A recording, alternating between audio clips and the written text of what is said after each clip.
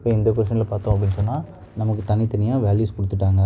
கிவனில் பார்த்தோம் அப்படின்னு சொன்னால் L equal to 4p q power 2, b equal to -3p square q, h equal to 2p power 3 q power 3 கொடுத்துருக்குறாங்க. Then to find என்ன sir அப்படின்னு சொல்லி பார்த்தோம் அப்படின்னு சொன்னால் L into b into h இந்த 3யும் நம்ம ப்ராடக்ட் பண்ணும்போது நமக்கு என்ன கிடைக்குது அப்படின்றத கொஷின். இப்போ இதுக்கான சொல்யூஷன் பார்ப்போம். இப்போ தனித்தனியாக நமக்கு வேல்யூஸ் கொடுத்துட்டாங்களே, அவ்வளோதான் simple. L into b into h தான் நமக்கு கேட்டிருக்காங்க. அப்போ ஈக்குவல் டு L இருக்க பிளேஸில் Lோட வேல்யூ p q பவர் 2. அப்போ q பவர் 2 அப்படின்னா q 2 டைம்ஸ் மல்டிப்ளிகேஷனில் இருக்குது அப்படின்றது அர்த்தம். இன்ட்டு b-யோட value -3 p square q into h-ஓட value 2 p power 3 q power 3.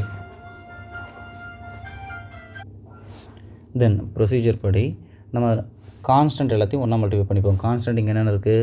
4 -3 2 இது மூணும் நமக்கு கான்ஸ்டன்ட். அப்போ கான்ஸ்டன்ட் எல்லாத்தையும் மல்டிப்ளை பண்ணும்போது 4 -3 தென் 2 இது எல்லாத்தையும் நம்ம ஒன்றா மல்டிப்ளை பண்ணிக்கலாம். தென் ரிமைனிங் இருக்கிறது நமக்கு வேரியபிள்ஸு.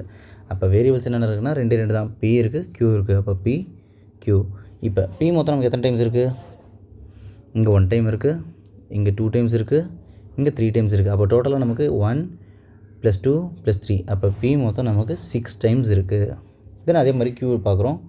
q நமக்கு இங்கே எத்தனை டைம் இருக்குது? 2 டைம்ஸ் இருக்குது, இங்கே ஒரு 1 டைம் இருக்குது, இங்கே ஒரு 3 டைம்ஸ் இருக்குது. அப்போ q நமக்கு 6 டைம்ஸ் இருக்குது. அப்போ டோட்டலாக p பவர் 6. தென் கான்ஸ்டன்ட் மல்டிப்ளை பண்ணிக்கலாம்.